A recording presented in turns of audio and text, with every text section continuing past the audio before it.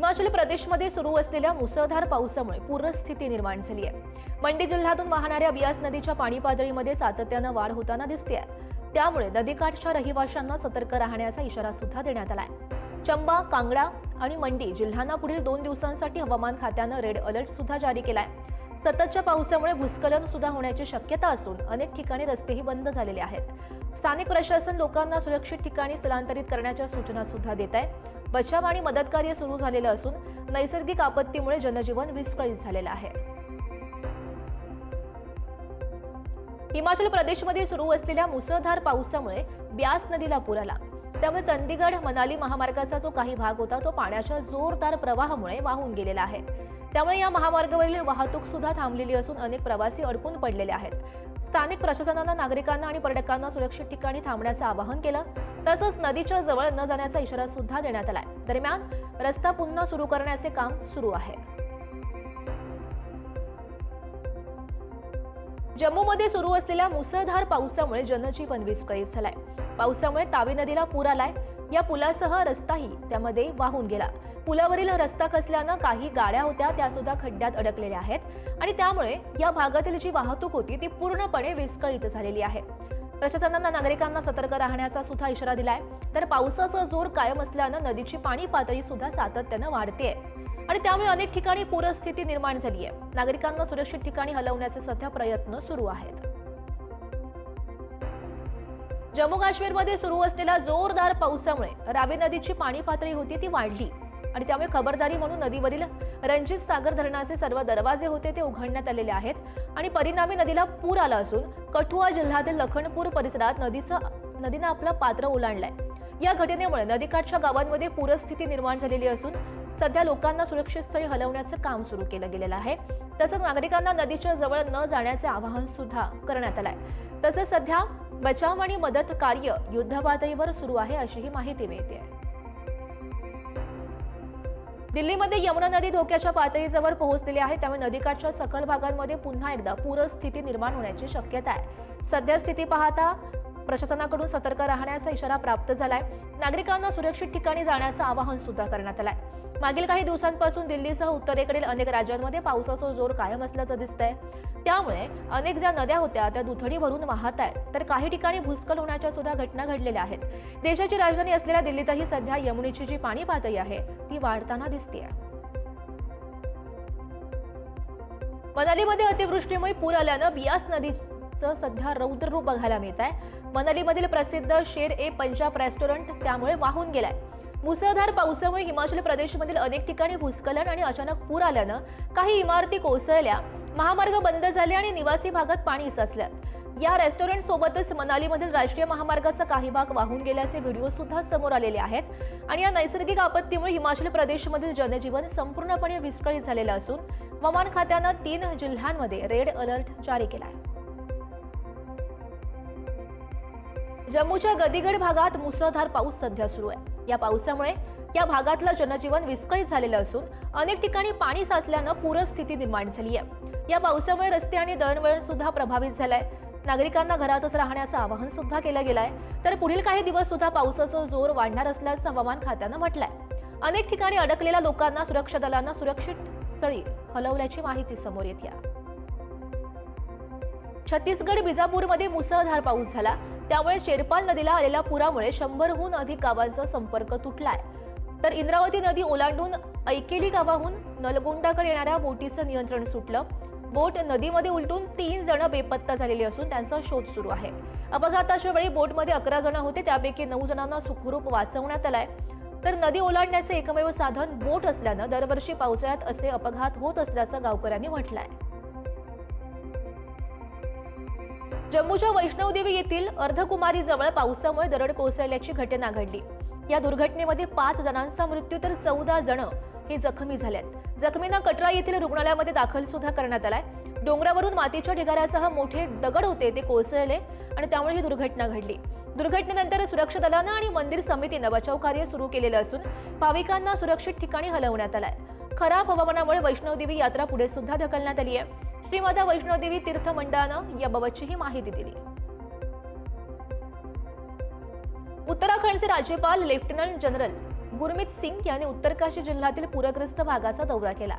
त्यांनी धारई, हर्षिल आणि मुखबा गावांना भेट देऊन बाधित कुटुंबियांची भेट घेतली. तसंच मदत कार्याचा आढावा सुद्धा घेतला. दरम्यान राज्यपालांनी बाधित कुटुंबियांची विचारपूस केली आणि त्यांना सर्वतोपरी मदत आणि सहकार्याचं आश्वासन दिलंय. या संकटाच्या काळात राज्य सरकार आणि प्रशासन त्यांच्यासोबत खंबीरपणे उभा आहे, असंही त्यांनी म्हटलेलं आहे. काँग्रेस आणि त्यांच्या मित्रपक्षांच्या मतांच्या टक्केवारीत वाढ झाली आहे. मतचोरीचा आरोप केला जात असताना काँग्रेसच्या मतांचं प्रमाण वाढलं कसं?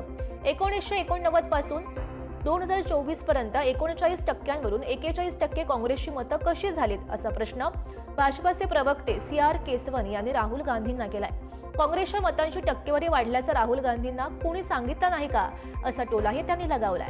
राहुल गांधींनी प्रतिज्ञापत्राचा सवाल टाळला तसा हा मुद्दा टाळू नये. राहुल गांधींचे आरोप बिनबुडाचे आहेत, अशी टीका भाजपानं केली आहे. तमिळनाडूचे मंत्री TRB राजा यांचे पुत्र सूर्य राजा बालू यांनी भाजप नेत्यांकडून पदक घेण्यास नकार दिलाय. भाजप नेते अन्नमलाई पदक घेण्यास पुढे आले तेव्हा सूर्य राजा मागे हटला. अनेक नेत्यांनी त्यांची मनधरणी करण्याचा प्रयत्न केला, मात्र या प्रयत्न करून सुद्धा त्यानं नकार दिलेला आहे पदक घ्यायला.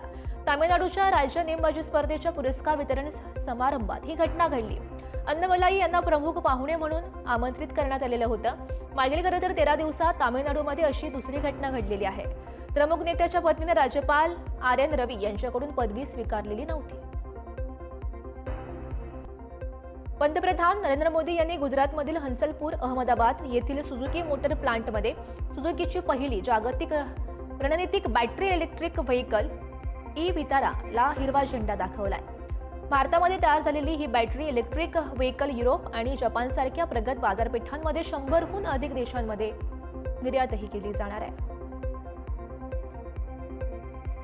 राष्ट्रीय स्वयंसेवक संघाच्या शताब्दी निमित्त नवी दिल्लीतील विज्ञान भवन येथे संघ यात्रेची 100 वर्ष नवीन क्षितिज या 3 दिवसांच्या व्याख्यानमालेचं आयोजन करण्यात आलंय.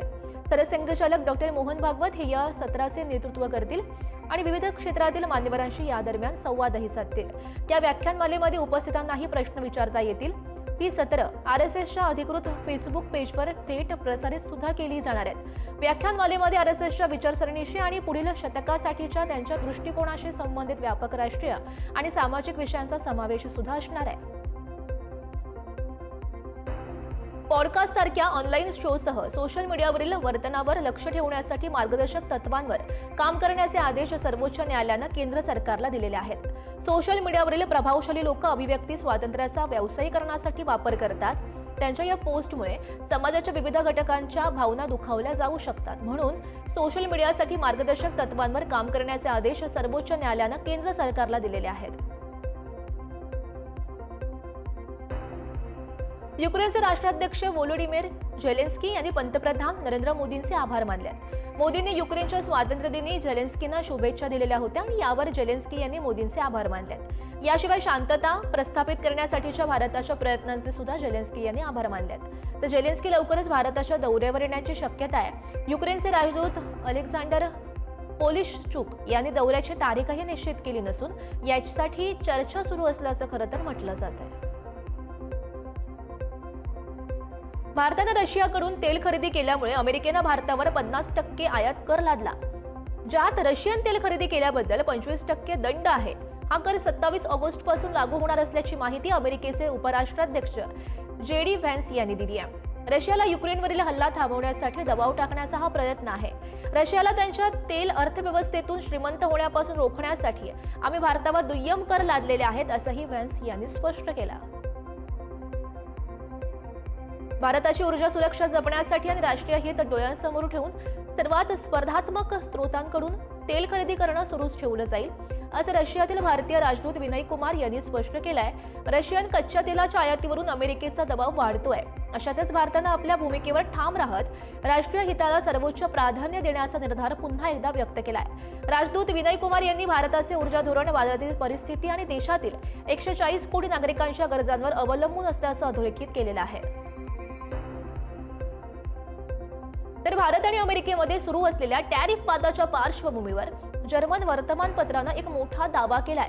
अमेरिकेचे राष्ट्राध्यक्ष ट्रम्प यांनी पंतप्रधान मोदींना टॅरिफबाबत 4 वेळा फोन केले, परंतु पंतप्रधान मोदी त्यांच्याशी एकदाही बोललेले नाहीत आणि त्यामुळे दोनही नेत्यांमधला जो तणाव होता तो वाढला, हा दावा केलेला आहे जर्मन वृत्तपत्रानं. मात्र हे फोन नेमके कधी केले गेले याचा उल्लेख मात्र या वृत्तपत्रानं त्यांच्या अहवालात केलेला नाहीये. अमेरिकेचे राष्ट्राध्यक्ष डोनाल्ड ट्रम्प यांनी चीनवर 200% कर लादण्याची धमकी दिली आहे. चीननं अमेरिकेला पुरेसे मॅग्नेट पुरवले नाही तर त्यांच्या आयातीवर जास्तीचा कर लादणार असल्याचं ट्रम्प यांनी म्हटलं. त्यांनी चीनसोबत चांगले संबंध हवेत, मात्र व्यापार तणाव कायम असल्याचंही स्पष्ट केलंय.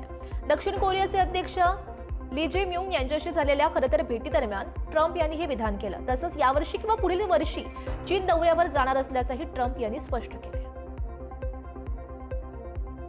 भारत पाकमधील युद्ध थांबवल्याचा दावा करण्याची अमेरिकेचे राष्ट्राध्यक्ष डोनाल्ड ट्रम्प यांची मालिका सुरू आहे.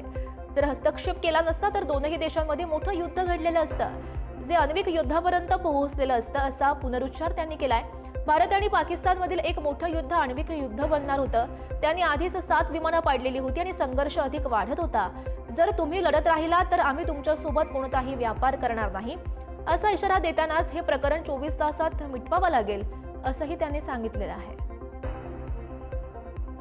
राष्ट्राध्यक्ष डोनाल्ड ट्रम्प यांनी सोमवारी एक कार्यकारी आदेश जारी केलाय, ज्यामुळे अमेरिकन ध्वज जाळणाऱ्या व्यक्तींवर खटला चालवण्यासाठी आणि त्यांना शिक्षा देण्यासाठी न्याय विभागाला आदेशही देण्यात आलेत. अमेरिकेच्या सर्वोच्च न्यायालयानं 1989 मध्ये ध्वज जाळणं हा वैध राजकीय अभिव्यक्ती आहे आणि तो संविधानानं संरक्षित आहे असा निर्णय दिलेला होता.